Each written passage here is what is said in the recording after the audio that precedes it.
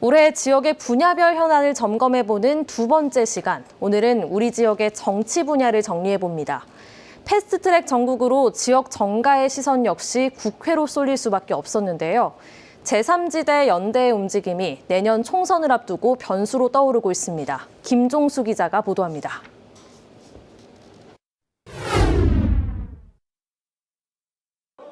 올해 지역 정가 역시 국회 선거법 개정안에 촉각을 곤두세웠습니다. 이른바 패스트트랙 안건으로 지정된 해당 법안의 통과 여부가 내년 총선을 준비하는 가늠자가 될 수 있기 때문입니다. 흐름을 볼 때 현행 지역구 유지가 가능할 것이라는 전망이 나오면서 통폐합 대상 지역구의 입 후보자들은 안도의 숨을 내쉬고 있지만 선거구 획정까지 적지 않은 시간이 필요한 데다 선거 때마다 반복되는 늑장 사태로 유권자들의 피로도가 쌓여가고 있다는 지적입니다.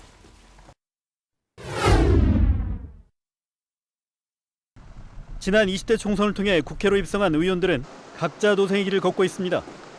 이런 가운데 제3지대 세력들의 재결합 여부는 본격적인 선거제를 앞두고 변수가 되고 있습니다. 정치적 편중이 적은 지역의 특성상 이들의 향후 행보가 지역 정치 구도에 영향을 미칠 수 있기 때문입니다. 그러나 기존 정치에 염증을 느낀 유권자들이 새로운 선택을 했던 지난 총선과 달리 지역 내에서 입지를 다져온 후보군들이 속속 윤곽을 드러내면서 선거 결과를 예측하기 힘들다는 평가도 나오고 있습니다. 이와 함께 기존 정치 세력들의 성찰과 반성을 요구하는 목소리도 점차 높아지고 있습니다. 기득권을 또 계속 지켜나가기 위해서는 또 다른 정책들을 내놔야 될 것이고 그게 실제로 이루어질 수 있는 그런 것들이 돼야 되겠죠. 그래서 또 시민단체는 그 정책에 대한 평가를 철저하게 해야 되고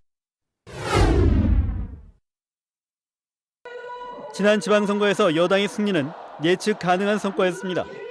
촛불 종국에 이어 여당의 상승세가 이어지다 보니 지자체장은 물론 의회 역시 대부분 여당으로 꾸려졌습니다.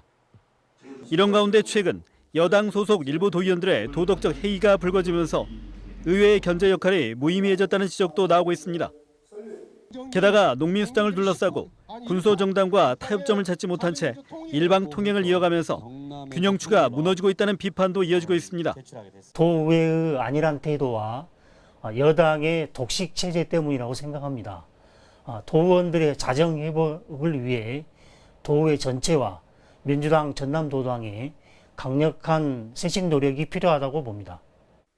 이런 가운데 기초의회 행보는 사뭇 달랐습니다.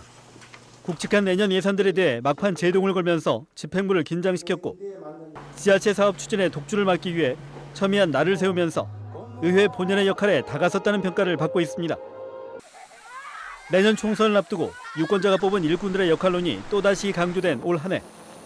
이들의 책임과 의무를 바라보는 지역민들의 정치적 갈증이 내년에는 풀릴 수 있을지 주목됩니다. MBC 뉴스 김종수입니다.